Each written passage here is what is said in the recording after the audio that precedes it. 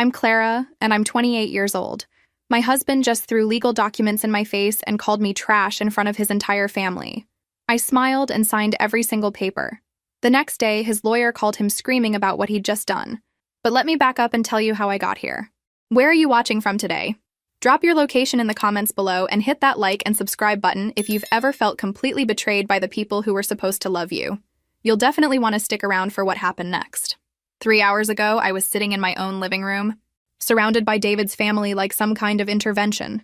His mother Margaret sat across from me, her perfectly manicured fingers drumming against her Chanel purse. His father Richard stood behind the couch like a judge ready to deliver a sentence. His sister Jessica perched on the arm of David's chair, smirking like she was about to watch her favorite movie. The papers were spread across my coffee table like accusations. Transfer of assets. Relinquishment of inheritance rights. Documents that would hand over every penny my grandfather had left me to my husband's greedy hands. "This is what's best for everyone," Margaret said, her voice dripping with fake concern.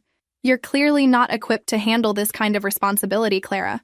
David has the business experience to manage these assets properly." I looked around the room at these people who had welcomed me into their family 3 years ago. Back then, I thought I was so lucky to marry into the prestigious Hamilton family. David was charming, successful, everything I thought I wanted. His family seemed so sophisticated, so put together compared to my simple middle-class upbringing. How naive I was. "Sign the papers, Clara," David demanded, his voice harder than I'd ever heard it. "Stop being dramatic about this. It's just money." Just money. $23 million was just money to him. The inheritance my grandfather had worked 70 years to build, carefully saved and invested, so his granddaughter would never struggle the way he had during the Depression. Just money. "What if I don't want to?" I asked quietly. That's when David's mask finally slipped completely. He leaned forward, his face twisted with rage I'd only glimpsed in private moments. "Then you'll lose everything anyway. We have lawyers, Clara. We know about your little shopping habits, your questionable financial decisions. We can prove you're incompetent to manage this money." I almost laughed. My shopping habits? I drove a 3-year-old Honda and bought my clothes at Target. My questionable financial decisions? I donated $50,000 to charity last year and invested the rest conservatively, just like Grandpa taught me. But David wasn't finished. "Besides," he continued, "we know things about your past that you wouldn't want made public. That incident in college? The one you think nobody knows about?" My blood turned to ice. He was talking about the night I was assaulted at a fraternity party during my junior year. The night I'd reported to campus police and been ignored. The night that almost destroyed me until I found the strength to rebuild my life. David knew because I'd trusted him with that trauma during a vulnerable moment early in our marriage. Now he was weaponizing my worst memory against me. "You wouldn't," I whispered. Margaret smiled coldly. "Family protects family, dear. You're either with us or against us. And if you're against us," she shrugged elegantly. That's when I understood. This wasn't about the money. This was about power, control. They wanted to break me down until I had nothing left but dependence on their mercy. I picked up the pen, my hand surprisingly steady. "Where do I sign?" David's triumphant grin made my stomach turn. He pointed to each signature line, explaining what I was giving up like he was doing me a favor. His family watched with undisguised satisfaction as I signed away what they thought was my security, my independence, my future. "There," I said, setting down the pen. "Happy now?" "Ecstatic," Jessica murmured, already calculating her share. "I'm sure." They all left within minutes, barely containing their excitement. David kissed my forehead like nothing had changed. "You did the right thing, sweetheart, you'll see." After they were gone, I sat alone in the silence, staring at those signed documents. For a moment, I felt hollow, empty, like they'd succeeded in taking everything that mattered. Then David's phone rang. I could hear him answer in the driveway, his voice confident and victorious. But within seconds, his tone changed completely. "What do you mean?" I heard him shout. "What clause? What are you talking about?" That's when I smiled for the first time in hours. The story really started 2 years before that awful afternoon, back when I was still naive enough to believe in fairy tales and happy endings. I met David Hamilton at a charity fundraiser for children's literacy, where I was volunteering as an event coordinator. He was there representing his family's investment firm, looking impossibly handsome in his tailored tuxedo. "You're the woman who organized this beautiful evening," he said, approaching me during the cocktail hour. His smile was warm, genuine, everything I dreamed about in a partner. I'm David Hamilton. This is incredible work you're doing. I was 26, working at a small nonprofit, living in a studio apartment, and driving a car that made embarrassing noises. David was 30, successful, sophisticated, everything I wasn't. When he asked for my number, I almost thought he was joking. But he wasn't. He called the next day, then the next, then every day for 2 weeks until I finally agreed to dinner. Our first date was at an elegant restaurant where the maitre d' knew David by name. He was attentive, funny, interested in my work even though it paid practically nothing. I admire people who dedicate their lives to helping others, he told me over dessert. It shows real character. 3 months later, he brought me home to meet his family. The Hamilton estate sat on 5 acres in the most exclusive part of town, a sprawling colonial with perfectly manicured gardens and a circular driveway that could fit 10 cars. I felt like I was stepping into a magazine. Margaret Hamilton greeted us at the door, dressed in cream cashmere that probably cost more than my monthly salary. She was beautiful in that polished, untouchable way that money can buy. Her embrace was brief, but seemed genuine. "So, you're the young woman who's captured our David's heart," she said, leading us into a living room that looked like a museum. "He's told us so much about your charitable work." Richard Hamilton was equally impressive, tall and distinguished with silver hair and a firm handshake. Jessica was there with her husband Robert, both dressed like they'd stepped off a yacht. The conversation flowed easily, touching on current events, travel, culture. I felt accepted, welcomed, like I might actually belong in this world. Clara's grandfather owns several properties downtown, David mentioned during dinner, and I saw something flicker in Margaret's eyes. Interest? Calculation? At the time, I thought she was just being polite when she asked follow-up questions. What I didn't know was that Richard had already been researching my family's financial background for months. He'd hired a private investigator after David first mentioned my grandfather's construction business and property investments. The investigator had discovered public records showing Grandpa Joe owned more real estate than anyone realized, plus had made some surprisingly shrewd stock investments over the decades. "Commercial real estate can be quite lucrative," Richard noted during that first dinner. "Your grandfather sounds like a savvy businessman." "He worked construction his whole life," I explained. "Saved every penny and bought buildings when they were cheap. He always said real estate was the only investment that couldn't disappear overnight." "Wise man," Margaret agreed, though now I know she was calculating potential inheritance values in her head. "Family wealth is such a responsibility. I'm sure he's taught you well." After dinner, David walked me through their garden, pointing out flowers his mother had imported from Italy. The evening was perfect, magical, everything a girl from my background could want. "They love you already," he whispered, pulling me close under a flowering tree. "I can tell." 6 months later, he proposed with his grandmother's ring, a stunning Art Deco diamond that had been in the Hamilton family for generations. The wedding was everything I'd dreamed of, held at the country club with 300 guests, most of whom I'd never met. Margaret insisted on handling all the arrangements. "You're so busy with your little nonprofit," she said sweetly. "Let me take care of everything. Consider it my gift to you both." I should have seen the control for what it was, but I was so grateful to be accepted. My own parents had died in a car accident when I was 22, leaving me essentially alone in the world except for Grandpa. Having a family again, being part of something bigger than myself, felt like a miracle. The first year of marriage was blissful. David was attentive, supportive of my work, protective of our private time together. His family included me in holiday celebrations, birthday dinners, social events. I felt like I'd finally found where I belonged. Then Grandpa died suddenly of a heart attack, and everything changed. I inherited everything. Not just the downtown properties, but stocks, bonds, cash accounts, collectibles, even some mineral rights he'd acquired decades earlier. The lawyer explained that Grandpa had been far wealthier than anyone realized, quietly building a fortune while living modestly in his small house. "Your grandfather was quite specific about the inheritance structure," Jonathan Pierce had explained during the reading.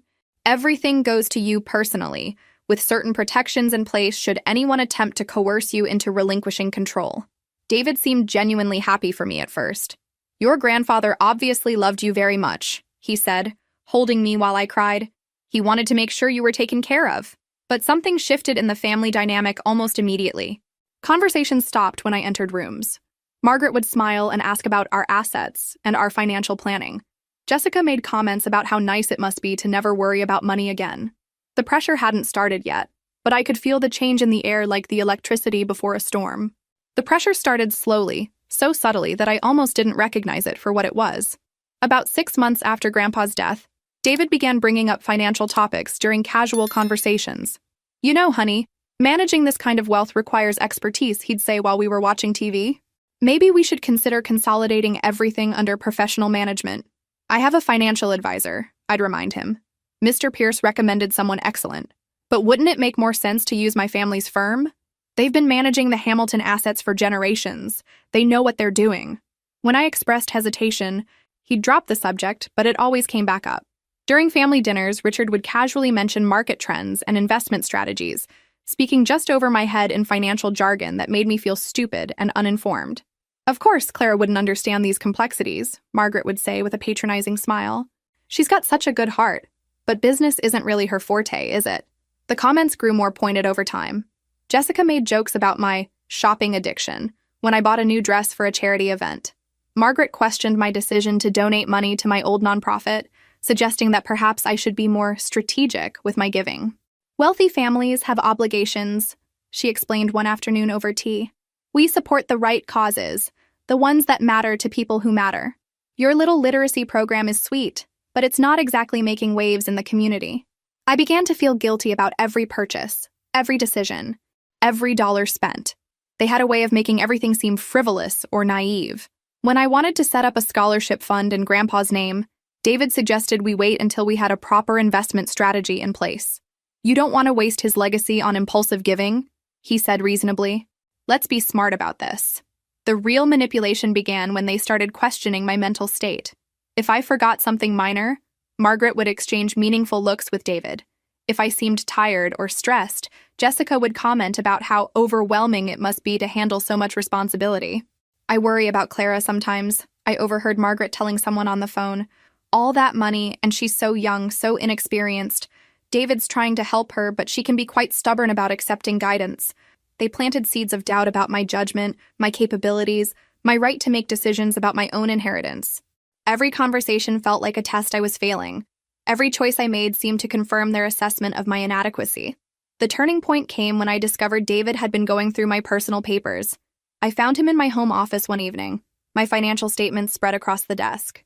What are you doing? I asked, shocked by the violation of privacy. Just trying to understand our complete financial picture, he said without embarrassment. We're married, Clara. What's yours is mine, legally speaking. That's not how it works with inheritance, I said, feeling a chill run down my spine. These are my personal accounts. His expression hardened slightly. Are you keeping secrets from me? Is there something you don't want me to know about? The accusation stung because it was so unfair. I'd been nothing but transparent about everything, sharing information freely because I trusted him.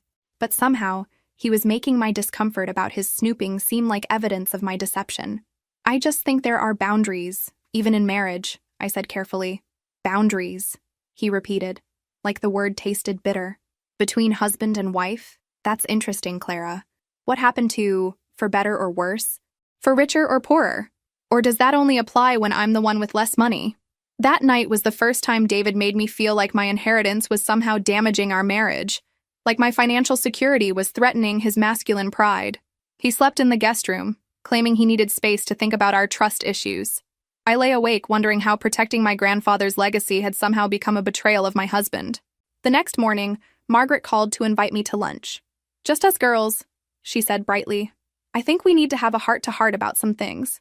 What I didn't know was that she'd already been planning this conversation for weeks, waiting for the right moment to begin the final phase of their campaign to gain control of my inheritance.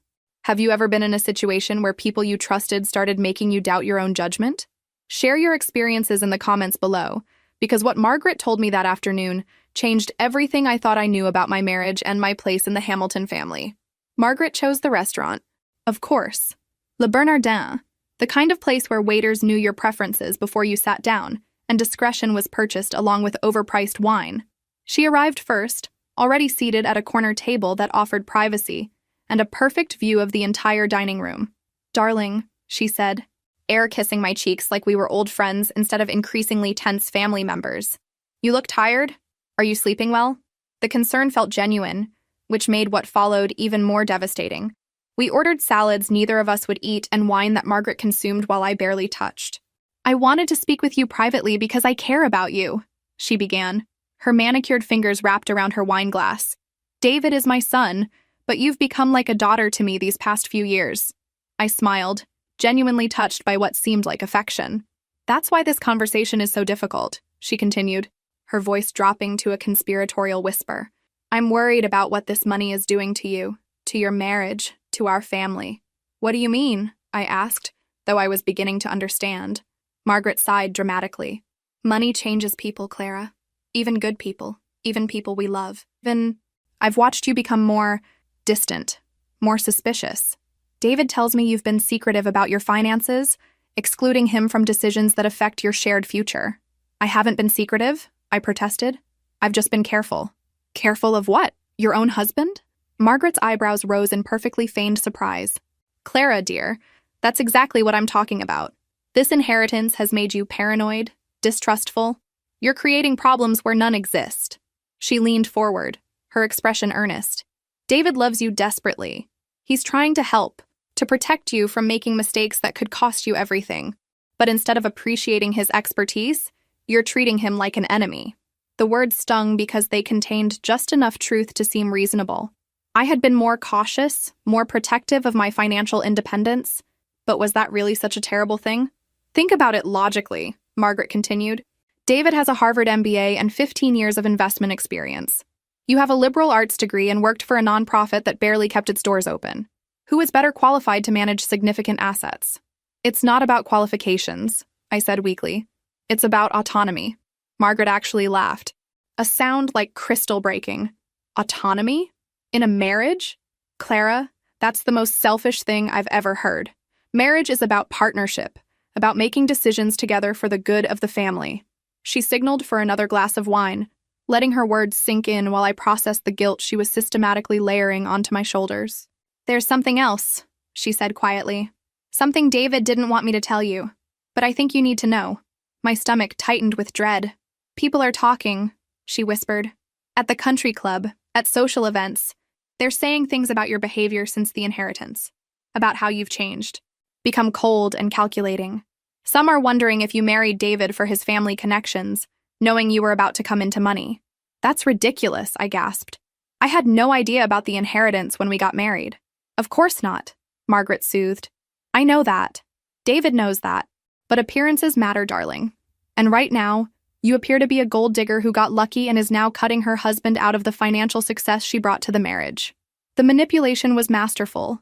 She was making me responsible not just for my own choices, but for other people's perceptions, for David's reputation, for the family's social standing. What do you want me to do? I asked, feeling defeated. Nothing dramatic, Margaret assured me. Just let David help. Sign power of attorney documents so he can manage the assets professionally. Set up trust structures that protect the money while giving him the authority to make day-to-day decisions. Show the world that you trust your husband, that you're a team. Power of attorney means giving up control, I said. It means giving up the burden, she corrected. Clara, you're 28 years old. You should be focused on starting a family, building a home, enjoying your marriage. Instead, you're stressed about portfolio management and tax implications. That's no way to live. Starting a family? The phrase hit me like a physical blow because David and I had been trying to get pregnant for months without success. Margaret knew this, of course. She knew everything that mattered in our lives. Imagine how much easier everything would be, she continued, if you could just trust David to handle these things. You could go back to your charity work, maybe start that family you've been wanting. Leave the complicated financial decisions to someone with the expertise to make them properly. By the time lunch ended, I felt like I'd been emotionally beaten with a velvet hammer. Margaret hugged me goodbye, whispering, "Think about what I've said, darling. For David's sake, if not your own." I drove home in a daze, questioning everything I'd believed about my marriage, my inheritance, my right to make my own decisions.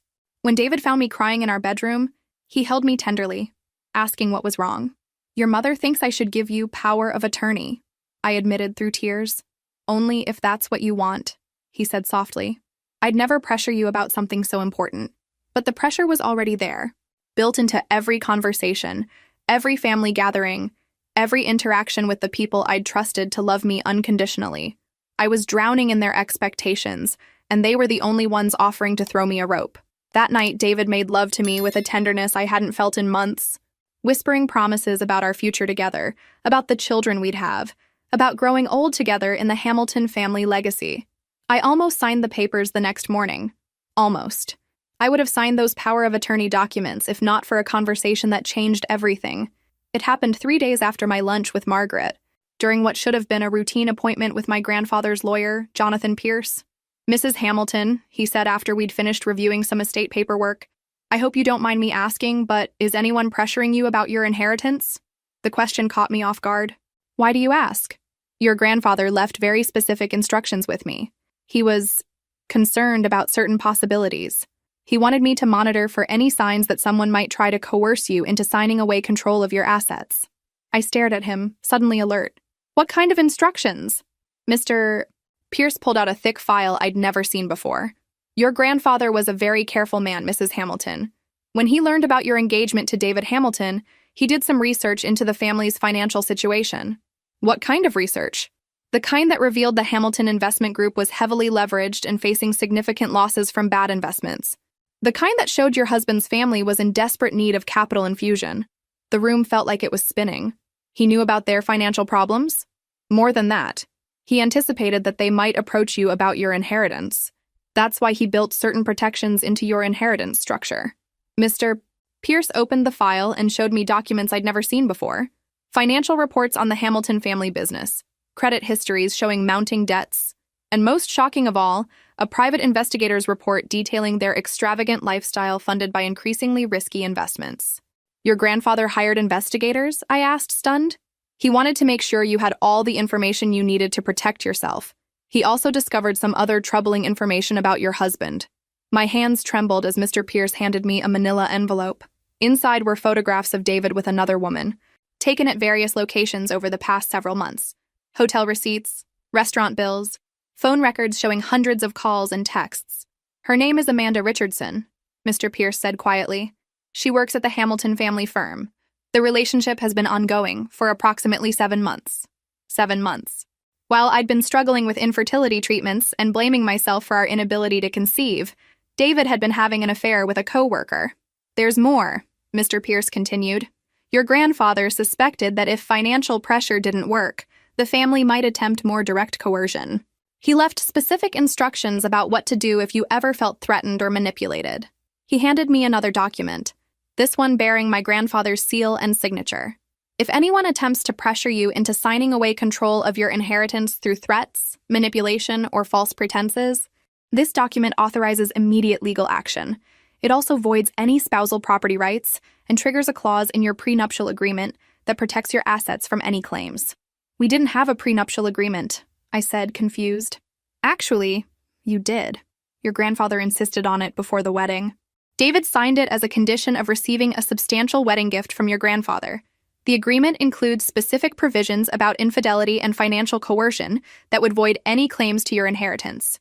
I sat in that office for 2 hours, reading every document, studying every photograph, understanding the full scope of how completely I'd been manipulated.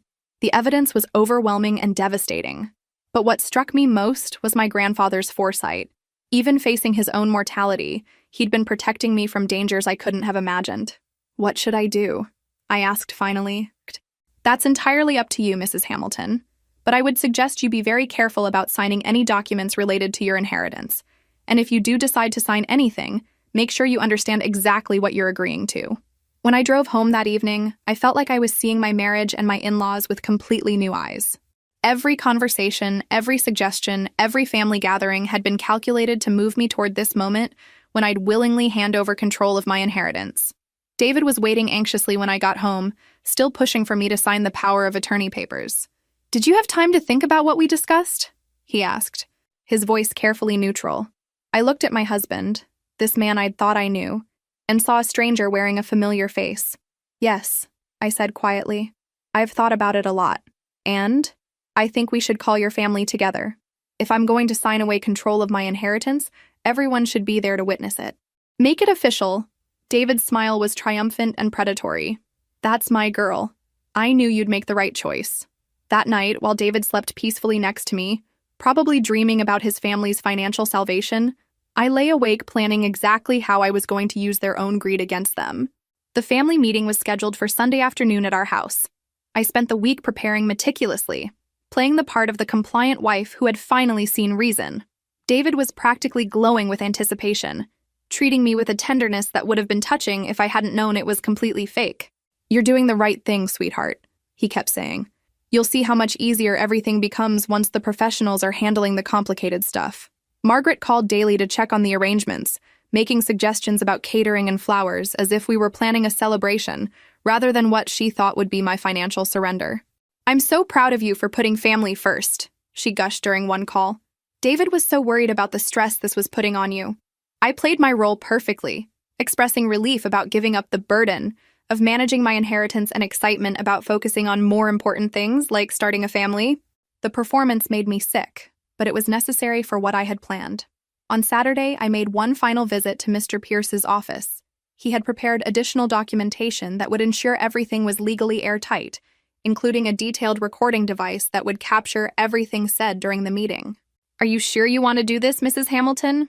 Mr. Pierce asked. "Once you set this in motion, there's no going back." "They made their choice when they decided to treat me like a walking dollar sign," I replied. "Now they get to live with the consequences." Sunday arrived with perfect weather. Sunshine streaming through our windows like nature was highlighting the stage for the final act. I dressed carefully in a navy blue dress that David had complimented before, wanting to look composed and rational for what was about to unfold. The Hamilton family arrived promptly at 2 o'clock, all of them dressed for the occasion like they were attending a board meeting. Margaret brought champagne, Jessica carried flowers, and Richard had his briefcase full of legal documents. "This is such a wonderful day," Margaret announced, kissing my cheek with what I now recognized as pure greed, disguised as affection. Family taking care of family. We gathered in the living room, the same space where David had first pressured me weeks before. David sat beside me on the couch, his hand resting possessively on my knee. His parents took the chairs across from us, while Jessica and Robert flanked them like supporting actors in a well-rehearsed play.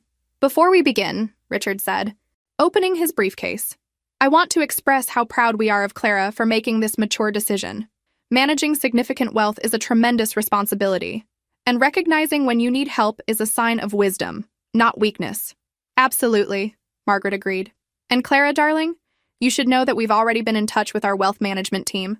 They've prepared some preliminary investment strategies that will maximize your returns while minimizing your tax burden. They'd been planning how to spend my money before I'd even agreed to give it to them." The casual presumption was breathtaking. "I appreciate everyone being here," I said, standing up slowly. "This decision has been weighing on me for weeks, and I wanted my whole family present when I made it official." David squeezed my hand encouragingly. "Take your time, honey." I walked over to the side table where I'd placed several manila folders earlier. "Before I sign anything, though, I think everyone should understand exactly what we're discussing." "What do you mean?" Jessica asked, a note of uncertainty creeping into her voice. I opened the first folder and pulled out the financial reports on the Hamilton family business. "I mean that I know the real reason you want control of my inheritance." The temperature in the room seemed to drop 10 degrees instantly. "Richard, your investment firm is 3 months away from bankruptcy. You've been using client funds to cover operational costs, which is not just unethical, it's illegal." I placed the documents on the coffee table where everyone could see them. Richard's face went white. "Where did you get those?" "Margaret, you've been lying to the country club about your financial situation for years. Your membership is in arrears, and you've been using your jewelry as collateral for personal loans." More documents joined the first stack. Margaret started to stand, but I held up my hand. "I'm not finished." "Jessica, your boutique is failing. You owe over $200,000 to creditors and suppliers. Robert, your gambling debts are approaching 6 figures. The room was completely silent except for the sound of papers rustling as I continued building my evidence pile. "And David," I said, turning to my husband with a smile that felt like broken glass, "you've been having an affair with Amanda Richardson for 7 months. Hotel receipts, phone records, photographs, everything's here." David jumped up, his face cycling through shock, denial, and finally rage. "Clara, you don't understand." "I understand perfectly," I interrupted. "Your family has been planning to steal my inheritance since before we got married. You've been cheating on me while manipulating me into trusting you with my financial future." I pulled out my grandfather's prenuptial agreement and read key passages aloud, watching their faces crumble as the full scope of their exposure became clear. "So yes," I said, reaching for a pen, "I'm absolutely going to sign these power of attorney documents. Right now, In front of all of you. David looked confused but hopeful. Clara, we can explain everything. You don't need to explain anything, I said, signing each document with flourish. Because what you don't know is that my grandfather's prenuptial agreement has a very specific clause about financial coercion and infidelity. I handed the signed papers to Richard, who took them with trembling hands. Congratulations, I said brightly. By pressuring me to sign these documents after committing adultery, David just voided any spousal claims to my assets. The coercion clause means that all of you forfeit any potential inheritance rights, and the infidelity clause triggers immediate divorce proceedings with no alimony. The silence stretched for several heartbeats before David finally understood what had happened. You can't do this, he whispered. I smiled at him, feeling genuinely happy for the first time in months. Already did. And David, pack your things. All of you need to leave my house now. That's when David called me trash and threw the papers in my face. But I just smiled and waited for his lawyer to call him the next day. You have no idea what you've just done, I said calmly, but you're about to find out.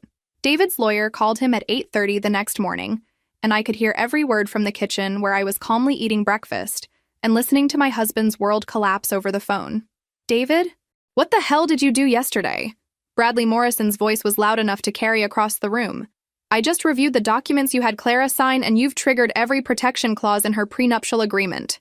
What protection clauses? David asked, though his voice already sounded defeated. The ones that void your spousal property rights if you coerce her into signing away her inheritance while committing adultery. David, she has photographs, hotel receipts, phone records, and you pressured her to sign financial documents in front of witnesses while conducting an extramarital affair.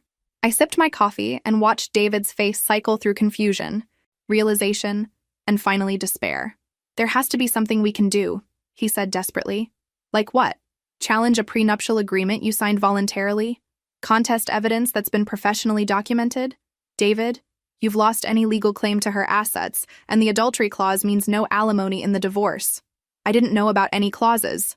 That's because you didn't read what you signed 3 years ago. You were so focused on the wedding gift her grandfather provided that you didn't bother to understand the legal implications. After David hung up, he turned to me with an expression I'd never seen before. Not anger, not pleading, but something approaching genuine devastation. Clara, please, we can work through this. I made mistakes, but I love you. You love my money, I corrected. There's a difference. That's not true.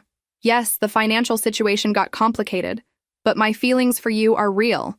I studied his face, looking for any trace of the man I'd married. David, you've been cheating on me for 7 months while manipulating me into signing away my inheritance. Which part of that suggests real feelings? The affair was... Amanda was a mistake. A moment of weakness when I was stressed about the family business. 7 months is not a moment, David. It's a relationship. He slumped into a kitchen chair, suddenly looking older than his 31 years. What happens now? Now you move out. The divorce papers will be filed this week, and you figure out how to explain to your family that their financial salvation plan just became their complete ruin. My parents will lose everything. The business, the house, their social standing. You're destroying people who cared about you. I almost laughed at his audacity. I'm not destroying anyone, David. You destroyed yourselves the moment you decided to steal from me. I'm just making sure there are consequences for your choices. 2 hours later, Margaret called, her voice strained but still attempting that maternal tone she'd perfected over the years. Clara, darling, we need to talk. There are things you don't understand about our family situation.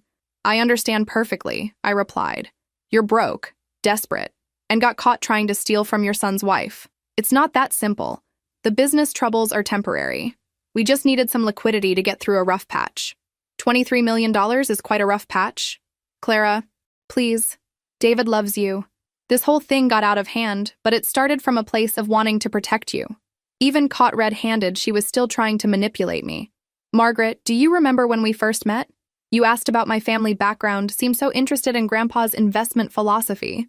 You weren't making conversation. You were gathering intelligence. The conversation continued for another 15 minutes, with Margaret alternating between apologies, explanations, and thinly veiled threats. When she finally hung up, I felt oddly sorry for her. Desperation makes people do terrible things. But my sympathy didn't extend to forgiveness. That afternoon, I had a visitor I wasn't expecting. Amanda Richardson stood on my doorstep, looking exactly like the woman from the private investigator's photographs. Blonde, polished, professional, everything David probably thought he deserved. I suppose you hate me, she said without preamble. I don't think about you enough to hate you, I replied honestly, but I'm curious why you're here. David told me you knew about us. Among other things. Amanda looked uncomfortable, shifting her designer purse from one shoulder to the other. I didn't know he was married when we started seeing each other. When did you find out? 4 months ago. By then, I was... She paused, her hand moving instinctively to her stomach. And there it was. The final complication I should have expected. Congratulations, I said dryly. When are you due? February. Amanda's composure cracked slightly. David says he's going to leave you, that he's been planning it for months. He said the marriage was a mistake, that you two were never compatible. I actually felt bad for her in that moment. Amanda was about to learn what I'd just discovered, that David Hamilton was exceptionally good at telling people what they wanted to hear. Can I give you some advice? I asked. She nodded. Get a paternity test. And a good lawyer. David's family is broke. He's about to be unemployed and divorced, and he has a history of making promises he can't keep. Amanda left looking considerably more worried than when she'd arrived. What do you think will happen next? Will David try to fight back? Or will he accept defeat? Drop your predictions in the comments below. You won't believe what he actually did. David's counterattack came 3 days later, and it was exactly as pathetic as I'd expected. He returned to the house while I was at work, using his key to let himself in. I knew because my security system sent alerts to my phone every time a door opened. I found him in my home office when I got home, rifling through filing cabinets with the desperate efficiency of a man running out of options. Looking for something specific? I asked from the doorway. He spun around, guilt and anger warring on his face. This is still my house too, Clara. I have a right to be here. Actually, you don't. The prenuptial agreement specifies that this house, purchased with my inheritance money, remains my separate property. You're trespassing.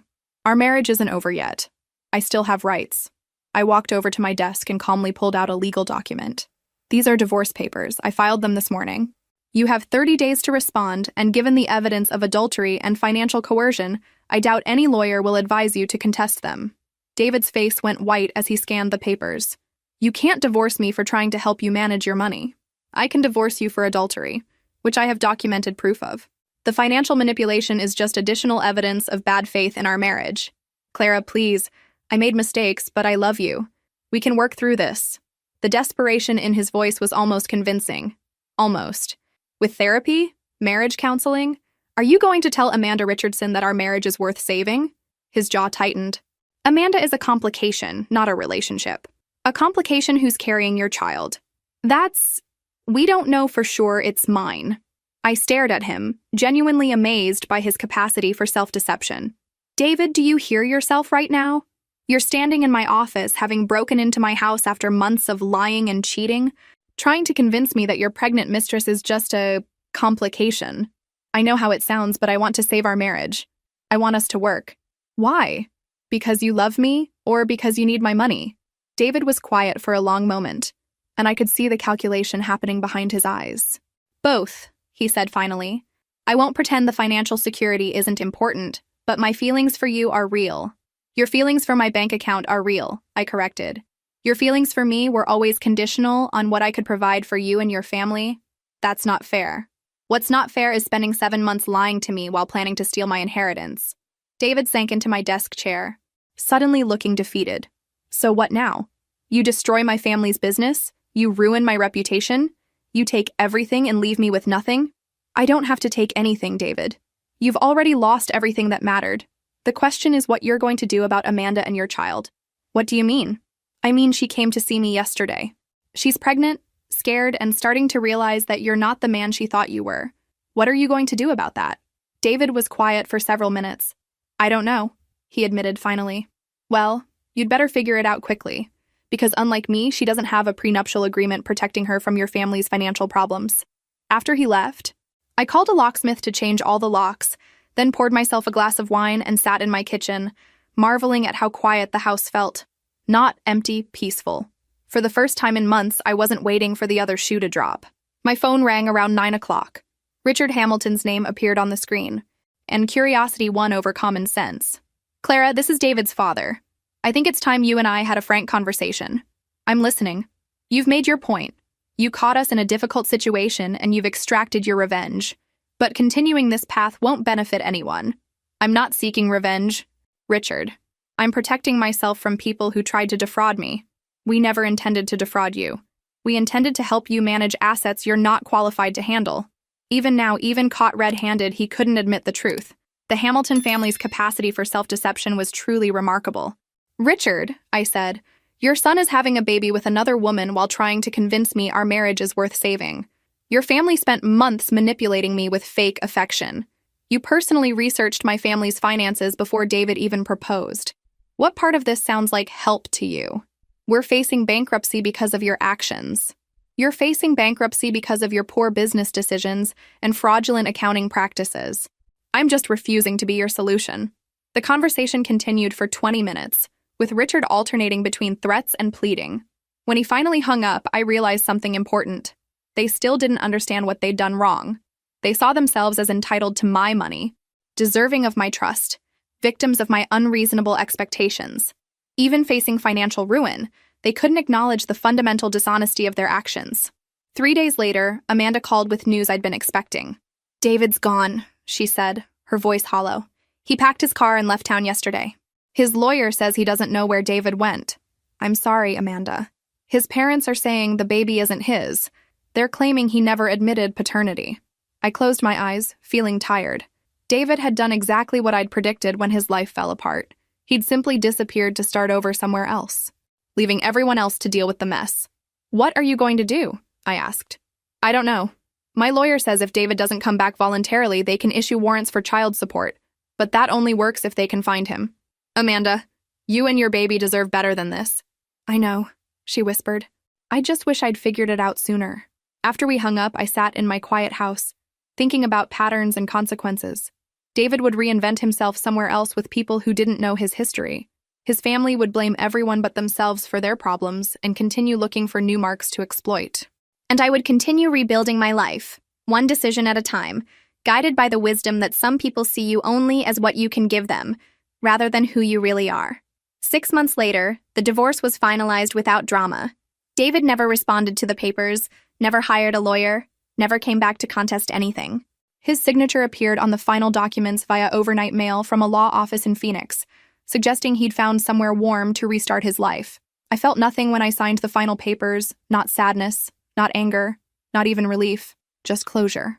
The Hamilton family's financial collapse had been swift and complete. Richard's investment firm was under investigation by both state and federal authorities for mismanagement of client funds. Margaret had been forced to sell most of her jewelry and designer wardrobe to pay basic living expenses. Jessica's boutique had closed, and she'd taken a job as a sales associate at a department store. They'd lost the family estate to creditors, their country club memberships had been revoked for unpaid dues, and their social circle had evaporated once word spread about their financial troubles. The once prestigious Hamilton name now carried whispers of scandal and failure. I felt no satisfaction in their downfall, just sadness for lives wasted on greed and appearances. My own life was taking shapes I'd never imagined possible. I'd returned to nonprofit work, but with a different perspective and significantly more resources. Using a portion of my inheritance, I'd established the Clara Morrison Foundation, focusing on financial literacy education for young women. You've created something remarkable, my therapist observed during one of our sessions. You've transformed your trauma into purpose. Therapy had been essential for processing everything I'd been through, learning to trust my instincts again, setting healthy boundaries, recognizing manipulation tactics, all skills I'd needed to develop after years of being gaslit by people I'd trusted. The Foundation's first major program was a series of workshops teaching women how to protect their assets and relationships, how to recognize financial abuse, and how to build independent financial security. We'd helped over 200 women in our first year. I'd also started dating again carefully, slowly, with clear boundaries. His name was Thomas, and he was a high school principal who volunteered at one of our financial literacy workshops. He was kind, genuine, interested in my work rather than my bank account. We'd been seeing each other for 4 months, and he still didn't know the full extent of my financial situation. He knew I'd inherited some money from my grandfather and had gone through a difficult divorce, but I hadn't shared the details. When I was ready, I would, but I wouldn't rush the process to accommodate someone else's timeline. I like that you're not trying to impress me with expensive gifts, he'd told me recently. So many people seem to think relationships are about what you can buy for each other. I'd smiled and suggested we cook dinner at my house instead of going to restaurants. Thomas was respecting my boundaries naturally, without pressure or manipulation. It was a revelation to be with someone who was genuinely interested in getting to know me as a person, rather than as an opportunity. My phone rang while I was reviewing grant applications at the foundation office. Amanda Richardson's name appeared on the screen, and I answered with genuine curiosity about how she was doing. "Clara, I hope it's okay that I'm calling. I got your number from the foundation website." "Of course, Amanda. How are you? How's the baby?" "She's wonderful, healthy and happy. I named her Clara." "Actually, I hope that's not weird." I felt unexpectedly touched. "That's not weird at all. It's an honor. I wanted to thank you again for the advice you gave me. Getting that lawyer was the best decision I ever made. We managed to establish paternity and child support before David disappeared completely. I'm glad it worked out. There's something else, though. Something I thought you should know. I heard from someone at David's old firm that there might be a federal investigation into the Hamilton family business. Something about client funds being misused. I wasn't entirely surprised. The kind of financial desperation that had driven their attempt to steal my inheritance suggested deeper problems with their business practices. "Are you involved in any of that?" Amanda asked. "Not directly. My divorce is completely separate from any business issues they might be facing." We talked for another few minutes about her daughter, her new job at a different accounting firm, and her plans for the future. Amanda sounded happier and more confident than she had during our previous conversations. After we hung up, I reflected on how differently our lives had evolved from that moment when David's deception was exposed. Amanda had found strength she didn't know she had and built a secure future for herself and her daughter. I'd learned to trust my instincts and create meaningful work from my painful experiences. David had simply run away from the consequences of his choices, probably telling himself that everyone else was to blame for his problems. That evening, Thomas and I cooked dinner together at my house, and I found myself wanting to share more of my story with him. Not because I needed his approval or validation, but because I trusted him enough to be more vulnerable. "Thomas," I said while we were washing dishes, "there are some things about my past that I'd like to tell you about. Some of it might surprise you." He set down the dish he was drying and gave me his full attention. "I'd like to hear whatever you want to share."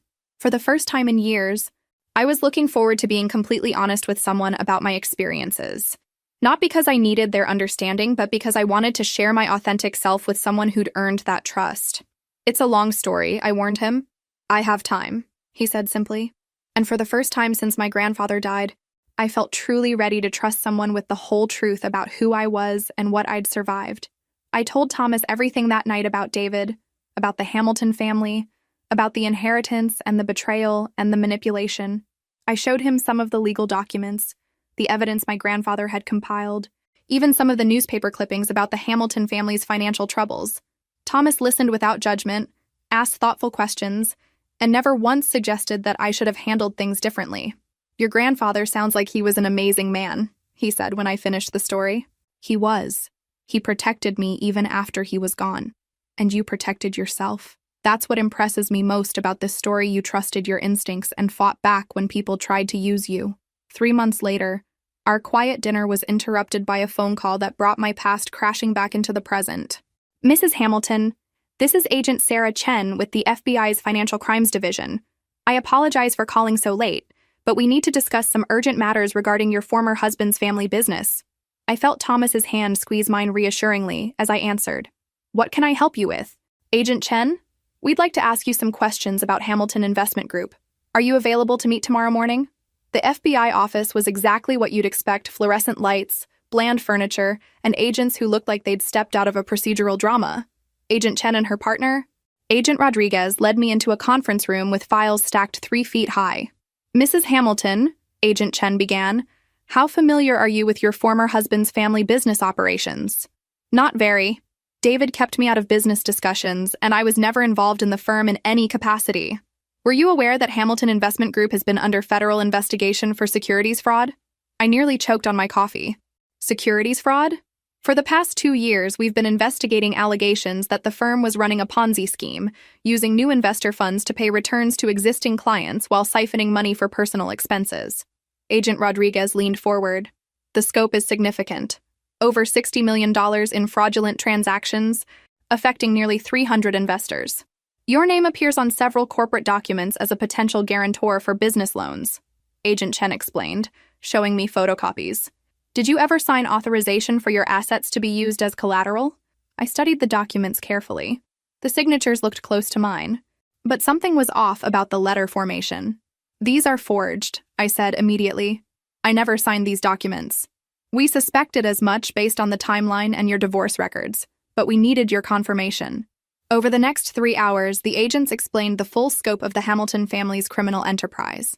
Richard had been stealing from client accounts for years, using increasingly desperate schemes to cover the losses. When traditional embezzlement wasn't enough, he'd started forging documents to use other people's assets as loan collateral.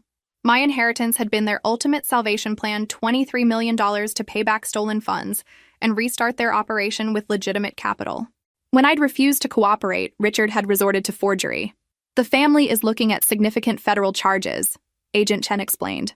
Wire fraud, securities fraud, money laundering, identity theft. Richard and Margaret could face 25 years each. What about Jessica? She used her boutique to launder money from the scheme and helped create false documentation. She's looking at 10 to 15 years. And David? That's where we need your help. We have evidence that David was involved in the forgery scheme, but he disappeared before we could arrest him. We know he's been living in Arizona under an assumed name, but we need to locate him to serve federal warrants. I felt a strange mix of vindication and exhaustion. Vindication because my instincts had been right. These people were criminals who saw me as nothing more than an opportunity. Exhaustion because I was being pulled back into their chaos even after extracting myself from their lives. Will I need to testify? I asked. Almost certainly. Your testimony about the coercion attempts and your identification of the forged documents will be crucial for establishing their pattern of fraud. The trial began 8 months later, and sitting in that federal courthouse felt surreal. The Hamilton family looked diminished in their orange jumpsuits, stripped of the polish and sophistication that had once intimidated me. Richard had aged dramatically, his silver hair now completely white, his posture defeated. Margaret sat rigidly beside him, still trying to maintain her dignity even in federal prison clothing. Jessica looked younger somehow, like she'd finally stopped pretending to be someone she wasn't. David still hadn't been found, despite federal manhunts and media attention. He'd become a ghost, probably reinventing himself in some small town where nobody knew his history. I testified for 2 days, walking the jury through the systematic manipulation, the forged documents, the coercion attempts. The evidence was overwhelming: financial records, recorded phone calls, witness testimony from other victims. The defense tried to portray the family as desperate people who made bad choices under financial pressure.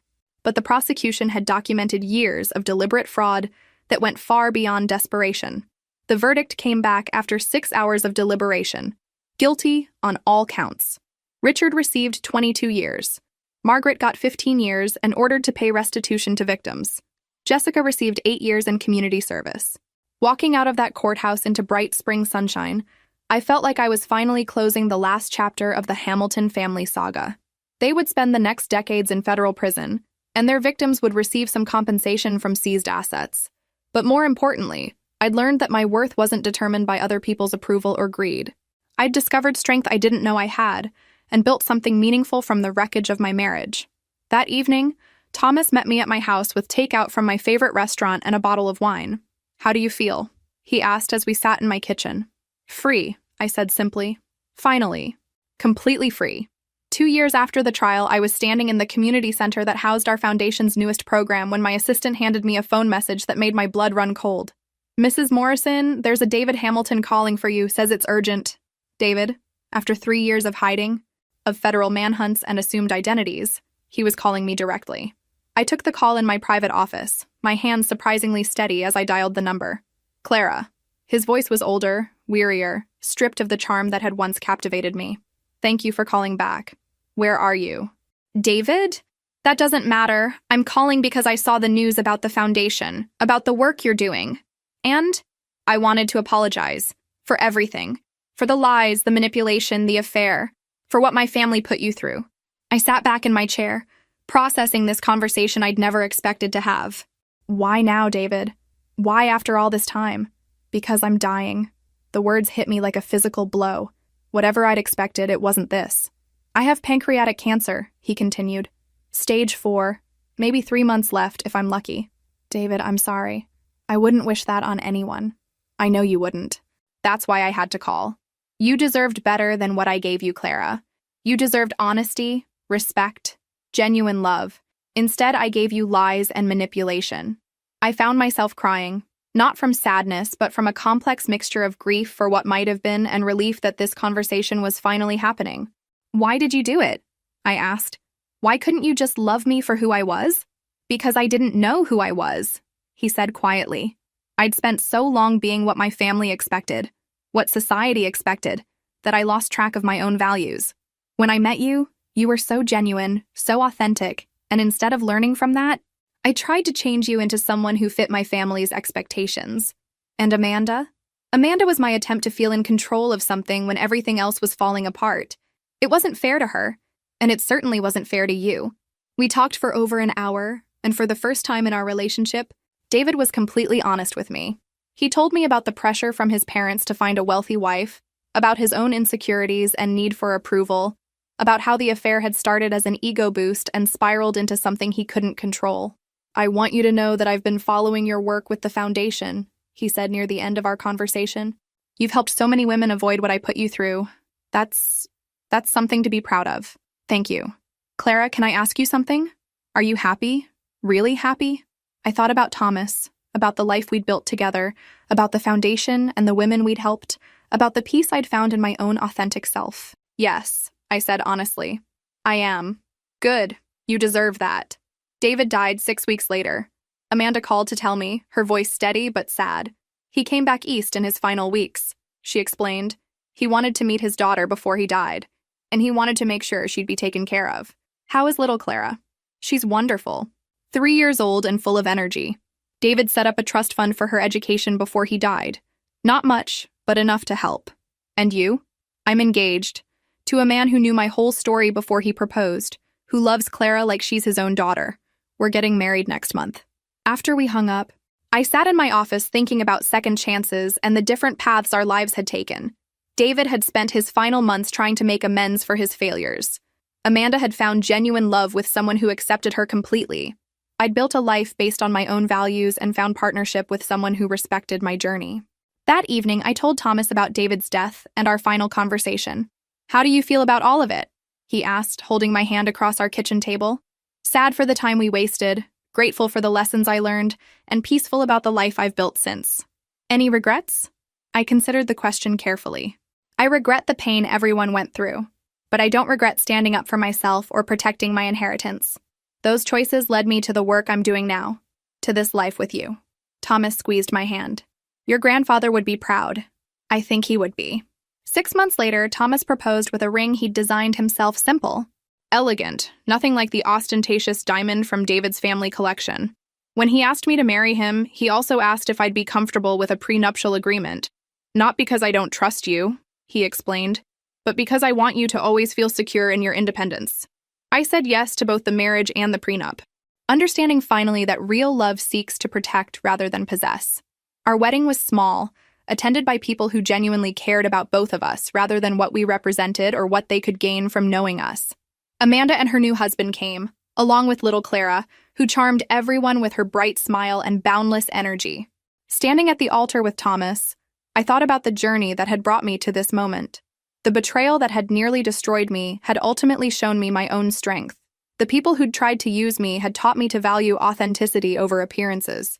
Most importantly, I'd learned that my worth wasn't determined by what others could take from me, but by what I chose to build with the gifts I'd been given.